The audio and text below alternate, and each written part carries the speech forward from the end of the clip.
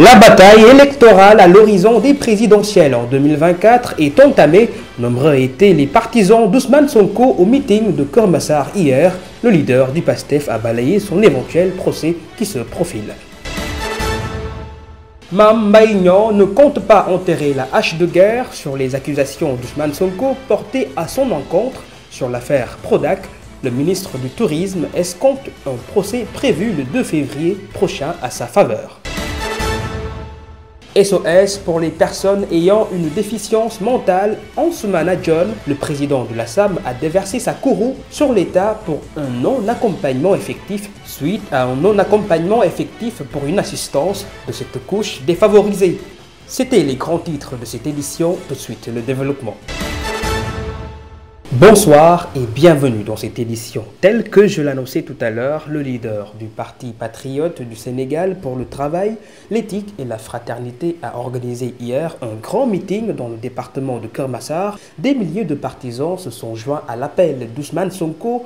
Le mot d'ordre est la participation au présidentiel en 2024 par la résistance au procès qui l'oppose à la masseuse Adji Sarr, compte rendu Mamadou Diouf et Alioune Badara Ndiaye. C'est un grand meeting que le leader de PASTEF a organisé ce dimanche à Keur Massar. À cette occasion, Ousmane Sonko est largement revenu sur le dossier Sweet Beauté. Il a livré aux yeux du monde entier ses dernières vérités.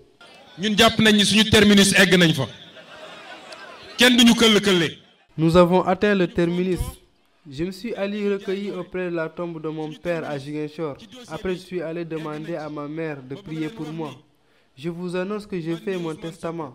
Si Macky ne recule pas, soit il nous tue, soit nous le tuons.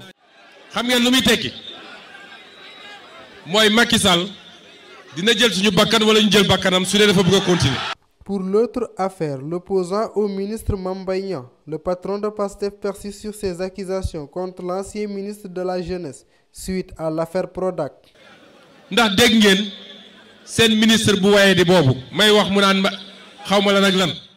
Le ministre Mame Mbaye Niang a porté plainte contre moi pour diffamation. Il n'y a pas de diffamation. J'ai lu le rapport l'épinglant sur l'internet, sur ces magouilles à la Prodac. Maintenant, ils veulent laisser le dossier Sweet Beauté pour me condamner sur ce dossier, juste pour m'éliminer à la présidentielle de 2024. Pour ne condamner à 2 mois ou 3 mois avec sursis du candidat en 2024. Face à ce qu'il qualifie de manœuvre du président Macky Sall pour l'écarter de la course de la présidentielle de février 2024, Ousmane Sonko a rappelé aux exigences qu'il considère inéluctibles. Macky Sall na xamni dinañu xex ak mom na dem jënd ay armes Israël. On va combattre avec le gouvernement de Macky Sall. Il n'a qu'à aller chercher des armes en Israël ou en Ukraine. Nous allons en découdre avec lui. Je m'adresse à vous. N'écoutez personne qui vous détourne votre objectif. Ces gens qui vous disent que vous êtes violents ne font que vous détourner de l'essentiel. Macky Sall ne fi mu nek lay nek du yeggali mandam 2024 du ko fi fek. À Keur Massar, il était question de rendre hommage à Mariama Sagna, une militante décédée dans des circonstances politiques. Plusieurs membres de la coalition Yewwi Askan Wi étaient présents pour soutenir le leader du parti PASTEF. Restons toujours dans cette actualité, les enjeux politiques sur le procès opposant Ousmane Sonko à sa plaignante Adji Sarr, qui sera jugée à la chambre criminelle, occulterait l'aspect juridique, ce qui serait un précédent dangereux, les signaux déjà au rouge, au point de craindre avoir récidivé les événements du mois de mars. L'analyste politique en appelle à la responsabilité de l'État, Mamadou Albersi. Je crois que le procès qui va opposer Adji Sarr et Ousmane Sonko est parti pour être un procès politique. Ousmane Sonko a mis en avant un certain nombre d'arguments, notamment qu'il n'a pas violé Adji Sarr, qu'il est impliqué dans un complot politique.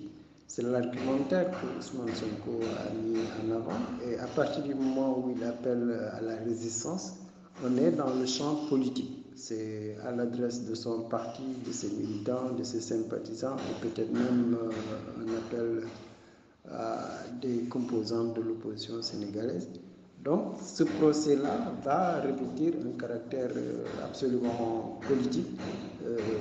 Si on ajoute le refus de la troisième candidature du président Macky Sall, donc on a un volet politique assez important en perspective.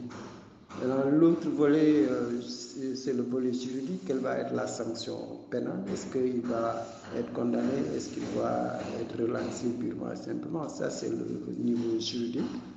On verra quelle est la sanction que le tribunal va décider.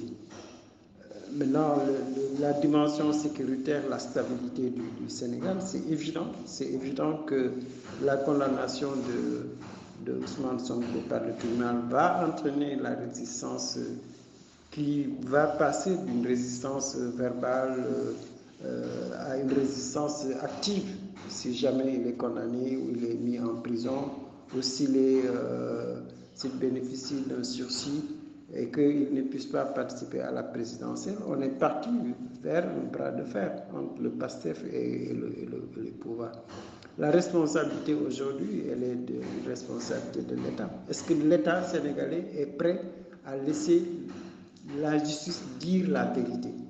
Est-ce qu'il y a eu viol?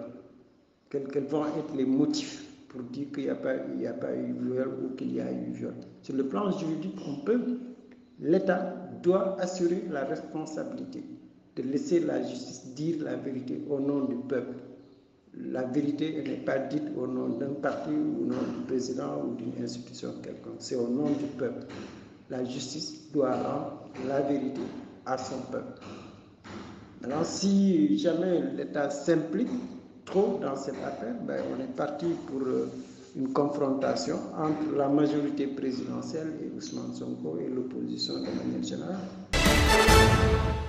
Parlons à présent de cette actualité annoncée dans les grands titres. Ousmane Sonko d'un côté, Mame Mbaye Niang a soldé aussi ses comptes hier face à un procès pendant que le leader du PASTEF réfute pour les présumées inculpations de viol et menaces de mort sur Adji Sarr, l'affaire du programme des domaines agricoles communautaires pour le ministre du Tourisme sera jugée impérativement. Ousmane Sonko est poursuivi pour diffamation après avoir affirmé que Mame Mbaye Niang eût été épinglé par l'IGF. Voici les propos du ministre du Tourisme au micro de Modou Diouf.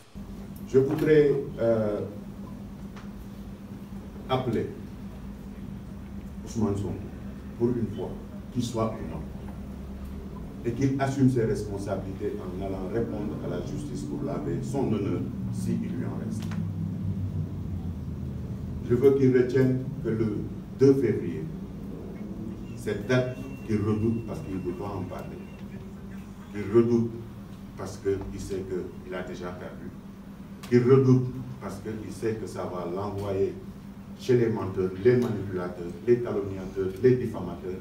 Je veux qu'il retienne cette date, car il est incapable de produire un rapport fictif que lui seul détient. J'ose espérer qu'il ne va pas se dérober, qu'il ne va pas demander un renvoi, qu'il ne va pas utiliser des superfiges pour ne pas venir. Qu'il soit un homme digne pour une fois dans sa vie. À présent, évoquons cette toute autre actualité, une bataille ardente depuis une vingtaine d'années au chevet des malades mentaux, de quoi lui tresser laurier et sans le revendiquer.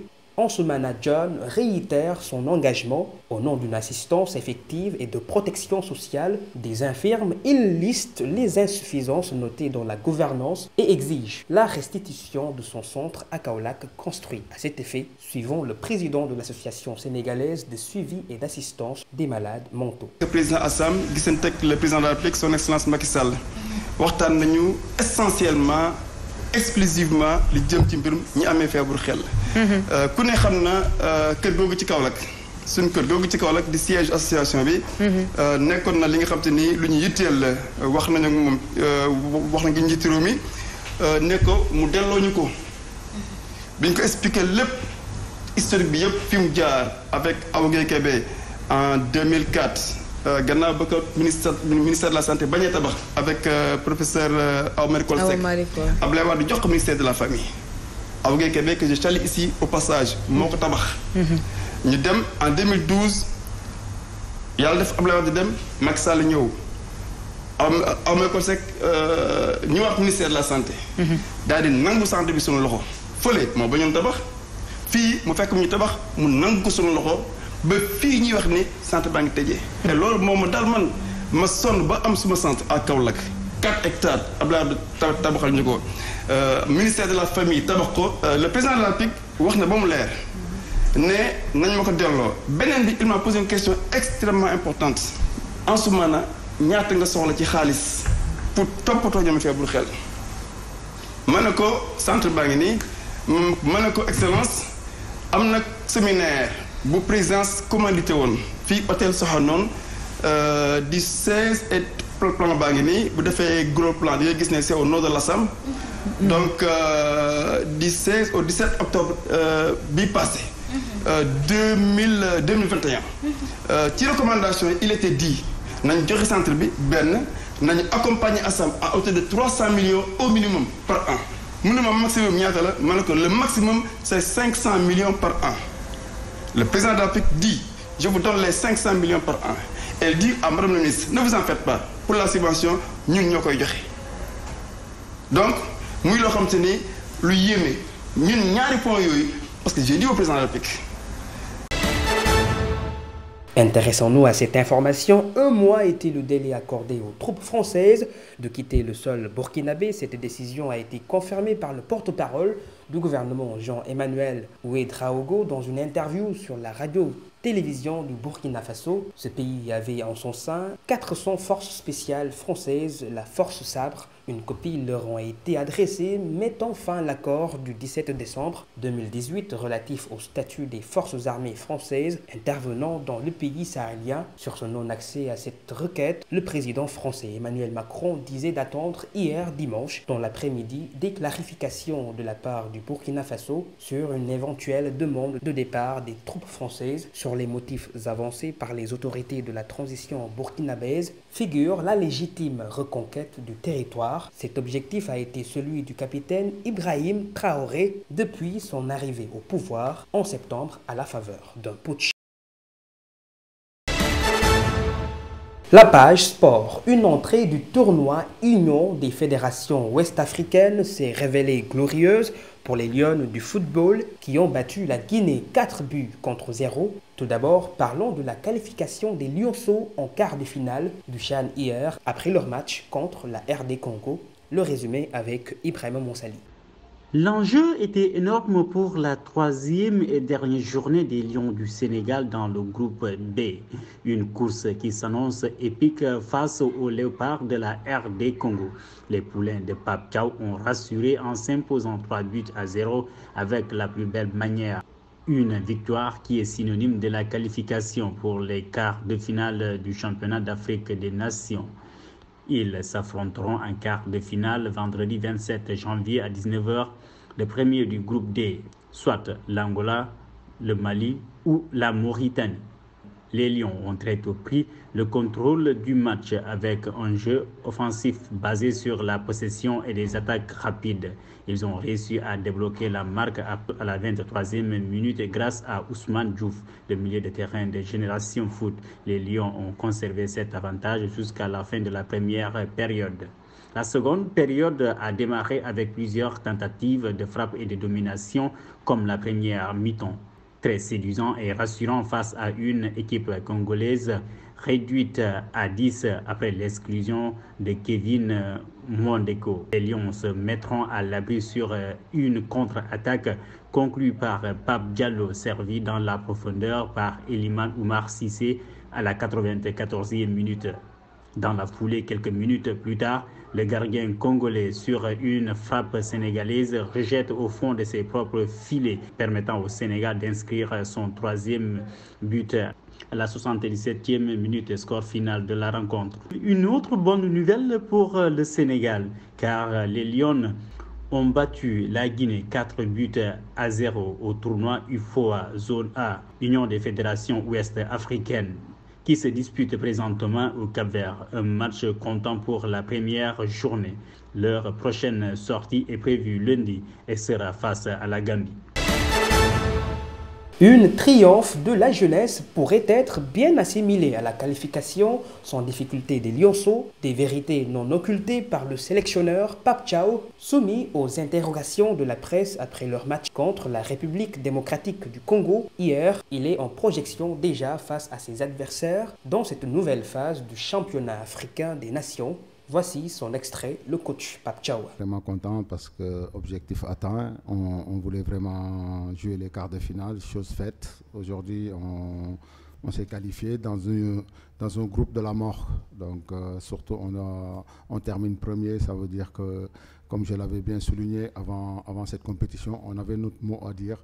Aujourd'hui, ça l'a confirmé, surtout sur ce match où on jouait contre une belle équipe de la RDC qui gagne 2 fois ce titre et avec beaucoup d'expérience. Mais aujourd'hui, je pense que la jeunesse a triomphé devant l'expérience. L'objectif, je dis que l'appétit vient en mangeant. Aujourd'hui, on était venu pour vraiment...